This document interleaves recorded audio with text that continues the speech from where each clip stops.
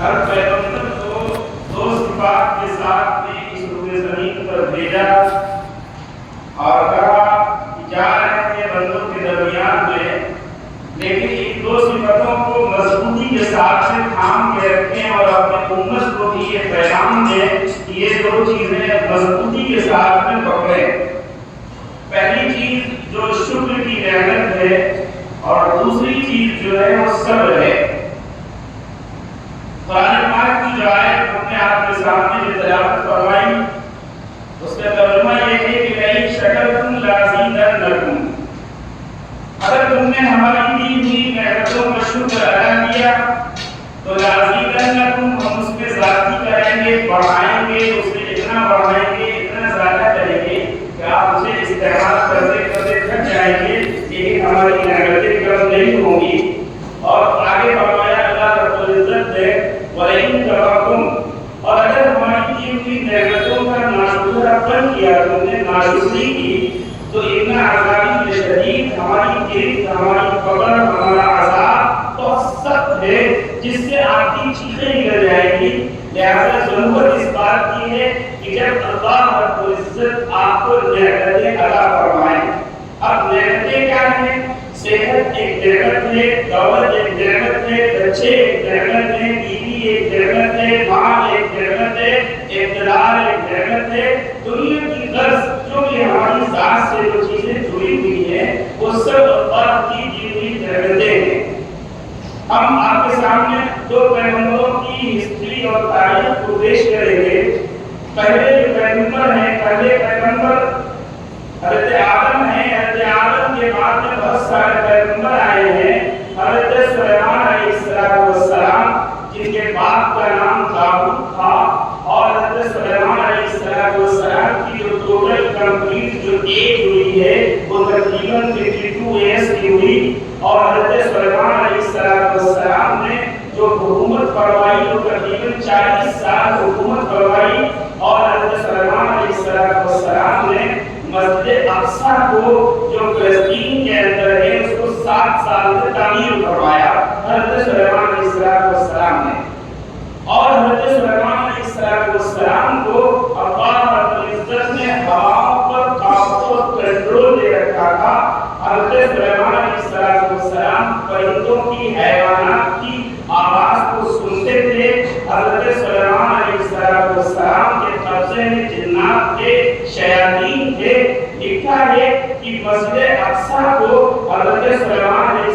السلام نے اجنہ کے ذریعے سے تعمیر فرمایا، اور جناتوں کو حکم دیتے تھے کہ تم جاؤ، اور جانے کے بعد میں سمندر کے اندر غوطہ زنی کرو، وہاں سے ہیرے اور جواہرات کو نکال کے لاؤ، اور لانے کے بعد میں ان کو پیسو، اور پیسنے کے بعد میں جو مسجد اقصی کی جو تعمیر ہوگی اس کے اندر گارے کا جو کام ہوگا وہ ہیرے اور جواہرات کو پیس کر کے لگایا جائے گا۔ حضرت سلیمان کے پاس میں ایک پرندہ تھا، اس پرندے کا نام ہدہد تھا۔ اس پرندے کا کام یہ تھا کہ حضرت سلیمان علیہ السلام کا جب تک اڑتا تھا تو پرندہ یہ پتہ لگاتا تھا کہ پانی کہاں ہے۔ جہاں پر پانی اڑتا تھا وہیں پر حضرت سلیمان علیہ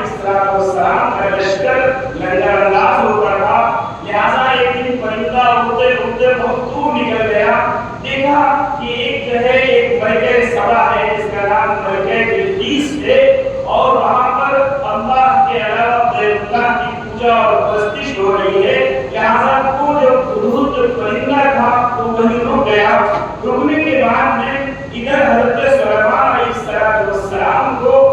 ضرورت محسوس ہوئی، اس ہدہد پرندے کو طلب فرمایا، پوچھا کہ ہدہد پرندہ کہاں گیا؟ بادشاہ کے ارد جتنے لوگ موجود تھے سب نے کہا کہ آج وہ اچانک پرواز کر گیا ہے۔ لہٰذا جب ہدہد پرندہ واپس آتا ہے محل والے بتاتے ہیں کہ حضرت سلیمان بہت غصے میں ہیں، اور انہوں نے یہ قسم کھائی ہے کہ اگر ہدہد پرندے نے کوئی معقول عذر بیان نہیں کیا تو اسے ذبح کر دیں گے۔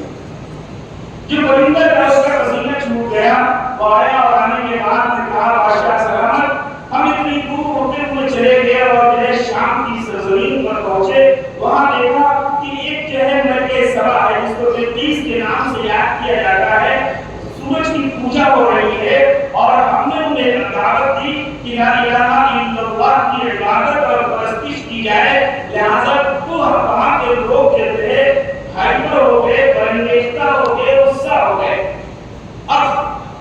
حضرت سلیمان علیہ السلام نے ایک خط لکھا، انہ من سلیمان و انہ بسم اللہ الرحمن الرحیم، خط لکھا اور کہا کہ جاؤ ملکہ سبا کو ایک خط لے کر کے آ جاؤ، اور اگر وہ اس خط کو پڑھ کر کے کیئرلیس کو اگنور کرے تو اسے کہہ دینا کہ جنگ کے لیے وہ آمادہ ہو جائے۔ لہذا حضرت سلیمان نے خط پیش کیا گیا، پیش کرنے کے بعد میں ملکہ سبا نے کچھ ہدیے اور تحفے پیش کیے اور سونے اور چاندی کی اینٹیں بھی پیش کی حضرت سلیمان کی خدمت میں۔ حضرت سلیمان کے پاس میں جو سونے کی اینٹیں آئیں، آنے کے بعد حضرت سلیمان نے کہا یہ اینٹیں وہاں پر لگا دو جہاں پر ہمارا استقبال خانہ ہے، جہاں پر ہمارے گھوڑے بنتے ہیں، لہذا ان گھوڑوں کے پیروں کے نیچے یہ اینٹیں لگا دو۔ حضرت سلیمان کے گھوڑے جہاں بنتے تھے وہاں پر سونے اور چاندی کی اینٹیں بچھی ہوئی تھی۔ ایک پیغمبر کو دنیا سے کیا لینا؟ حضرت سلیمان علیہ السلام نے اب ملکہ سبا اور بلقیس جس تخت پر بیٹھی تھی وہ تخت بہت ہی خوبصورت تھا، ہیرے اور جواہرات یاقوت و زمرد سے جڑے ہوئے تھے۔ لہذا حضرت سلیمان علیہ السلام نے اپنے پاس جتنے جنات تھے سارے جنات سے یہ کہا کہ یہ بتاؤ ملکہ سبا کے تخت کو کون پیش کرتا ہے؟ ایک جنات کھڑا ہوا، اس نے کہا کہ آپ کی مجلس کو ختم ہونے سے پہلے ہم ملکہ سبا کے تخت کو آپ کے قدموں میں پیش کر دیں گے۔ حضرت سلیمان نے کہا نہیں۔ دوسرا جنات کھڑا ہوا جس کا نام دلخیہ بن عاصم تھا، اس نے کہا آپ بند کریں اور بولیں اس سے پہلے ملکہ سبا کے تخت کو آپ کے قدموں میں ہم پیش کر دیں گے۔ حضرت سلیمان علیہ السلام کے قدموں میں جب وہ تخت پیش کیا گیا، پیش کرنے کے بعد میں حضرت سلیمان علیہ السلام نے یہ آیت پڑھی شکرانے کے طور پر کہا، فَلَمَّا مُسْتَقِرًا عِندَهُ قَالَ هَذَا مِن فَضْلِ رَبِّي لِيَبْلُوَنِي أَأَشْكُرُ أَمْ أَكْفُرُ وَمَنْ شَكَرَ فَإِنَّمَا يَشْكُرُ لِنَفْسِهِ وَمَنْ كَفَرَ فَإِنَّ رَبِّي۔ کیا کہا؟ جب ملکہ سبا کا تخت حضرت سلیمان کے قدموں میں پیش کیا گیا تو پیش کرنے کے بعد جب دیکھا فَلَمَّا رَآهُ مُسْتَقِرًا عِندَهُ، جب ان کے پاس میں وہ تخت موجود ہے تو پھر حضرت سلیمان علیہ السلام نے شکرانے کے طور پر کہا هَذَا مِن فَضْلِ رَبِّي، اس میں میری طاقت کا کوئی زور نہیں ہے، اس میں میرے اقتدار کا کوئی زور نہیں ہے، اس میں میرا کوئی کمال نہیں ہے، یہ جو کچھ بھی کمال ہے اس میں اللہ رب العزت کا کمال ہے، اللہ کی قدرت پوشیدہ ہے۔ لہذا کہا هَذَا مِن فَضْلِ رَبِّي،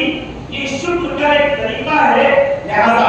اس سے ایک پیغام ملتا ہے کہ اگر ہمارے پاس میں اللہ کا دیا ہوا کوئی ٹیلنٹ ہے، کوئی قابلیت ہے، کوئی صلاحیت ہے، اچھا علم ہے، اچھی استعداد ہے، اچھے پیسے ہیں، اچھے بچے ہیں، اچھی فیملی ہے، تو اس میں شکر کا ایک طریقہ یہ ہے تو اس پر یہ نہ کہیں کہ یہ ہماری تربیت کا نتیجہ ہے، ہم نے ان کو اچھے سے گائیڈ کیا ہے، یہ سب ہماری محنت کا کمال ہے۔ یہ کہنے کے بجائے ہمیں یہ کہنا چاہیے جو جواب حضرت سلیمان علیہ السلام نے دیا تھا، کہا تھا هَذَا مِن فَضْلِ رَبِّي، یہ میرے رب کا شکر ہے، یہ میرے رب کا کمال ہے، لہذا یہ جو کچھ بھی آ رہا ہے یہ میرے رب کی طرف سے دی ہوئی نعمتیں ہیں۔ اب دوسرے پیغمبر جو ہم سب کی طرف لانا چاہتے ہیں حضرت ایوب علیہ السلام، جو جلیل القدر پیغمبر ہے، جہاں سے انسان کا صبر ختم ہو جاتا ہے، وہاں سے حضرت ایوب علیہ السلام کے صبر کی ابتدا ہوتی ہے۔ لکھا ہے کہ حضرت ایوب علیہ السلام کا جسم خراب ہو گیا اور خراب ہونے کے بعد میں حضرت ایوب علیہ السلام کا شکوہ شیطان نے اللہ کے حضور میں پیش کیا اور کہا کہ حضرت ایوب کو اس لیے آپ کی عبادت کرتے ہیں کہ حضرت ایوب کے پاس میں اچھے جانور ہیں، اچھی فیملی ہے، اچھے بچے ہیں، اچھی مال دولت ہے، لہذا ان کے پاس میں یہ مال کے نتیجے میں شکر ادا کرتے ہیں۔ اللہ نے کہا کہ حضرت ایوب کا ہم یہ صبر کا امتحان لیتے ہیں، لہذا حضرت ایوب کے بچے جتنے تھے بیمار گرتی ہیں، سب بچے مر جاتے ہیں، بیویاں بھی مر جاتی ہیں، جانور بھی تباہ ہوتے ہیں۔ اب تباہ ہونے کے بعد میں حضرت ایوب علیہ السلام کی ساری بیویاں خدا لے لیتی ہیں، صرف ایک بیوی جن کا نام رحمت ہے وہ حضرت ایوب کا ساتھ دیتی ہیں۔ مورخین نے لکھا ہے کہ حضرت ایوب علیہ السلام کو محلے والوں نے نکال دیا کہ حضرت ایوب کے پاس میں جو وائرس ہے یہ محلے میں سے انفیکشن پھیلے گا، لہذا لکھا ہے کہ حضرت ایوب نے 7 قریوں اور 7 دیروں میں ہجرت کی، وہاں پہ لوگوں نے رہنے نہیں دیا کہ حضرت ایوب کی وجہ سے انفیکشن پھیلے گا، لہذا حضرت ایوب علیہ السلام قریوں اور دیروں کو بدلتے رہے اور چلتے رہے، لیکن لا الہ الا اللہ اللہ کا شکر ادا کرتے رہے اور صبر کے دامن کو نہیں چھوڑا۔ لکھا ہے کہ ایک دن رام کے اندر ایک کیڑے نے حضرت ایوب کے کاٹا اور کاٹنے کے بعد میں اللہ کے حضور نے ایک بات مانگی، کیا کہا؟ رب انی مسنی الضر وانت ارحم الراحمین۔ اے کریم، اب تکلیف ضرورت سے زیادہ بڑھ چکی ہے، اب پانی سب سے اوپر ہو چکا ہے، اے اللہ اب برداشت نہیں ہوتا ہے، لہذا اللہ رب العزت نے فرشتوں کو بھیجا اور کہا کہ ایوب سے کہو کہ ارقص برجلک ھذا مغتسل بارد وشراب، کہ ایوب سے کہو کہ زمین پر پیروں کو مارے اور مارنے کے بعد میں وہاں سے 2 چشمے جاری ہوں گے، ایک چشمہ جو ہوگا اس سے نہائیں اور دوسرے چشمے کا پانی پیئیں، لہذا حضرت ایوب علیہ السلام شفایاب ہو گئے۔ شفایاب ہونے کے بعد میں مورخین اور مفسرین نے لکھا ہے کہ حضرت ایوب علیہ السلام کے لیے سونے اور چاندی کی ٹٹیاں آسمان سے برسائی گئی، لہذا اللہ رب العزت نے ہمیں جو 2 چیزیں دی ہے، ایک صبر کی نعمت اور دوسرے شکر کی نعمت، ایک واقعہ سنا کر کے اپنی بات کو ختم کریں گے۔ لکھا ہے کہ بنی اسرائیل کے اندر 3 شخص تھے، ایک کا نام ابس تھا، دوسرے کا نام اقرا تھا، تیسرے کا نام نعمہ تھا۔ اللہ رب العزت نے کہا ابس کا مطلب اسے توڑ کر مرض ہو، اس کا امتحان لے کے آؤ، اور پوچھا جائے گا کہ تمہیں کیا چاہیے؟ اسے توڑ کر مرض تھا، اس نے کہا کہ ہماری اسکن کو درست کر دیا جائے، حضرت جبریل امین نے اسے درست کروا دیا۔ اس کے پاس میں آئے اقرا کے پاس میں، جس کے سر میں بال نہیں تھے، کہا تمہیں کیا چاہیے؟ کہا کہ ہمارے سر کے بالوں کو درست کر دیا جائے، حضرت جبریل امین نے ایک عاملہ گائے اسے عطا فرمائی۔ اعمى اور اندھے کے پاس میں آئے، کہا تمہیں کیا چاہیے؟ کہا ہماری آنکھوں کی بینائی اور روشنی کو عطا کیا جائے، لہذا حضرت جبریل نے ہاتھ پھیرا، آنکھوں کی روشنی واپس آئی۔ آنے کے بعد میں اب یہ تینوں اتنے بڑھتے ہیں، پہلے والے کو اونٹنی دی گئی، دوسرے والے کو جو ہے گائے دی گئی، تیسرے والے کو بکری دی گئی، اب یہ اپنے وقت کے اغانی اور امانی ہو چکے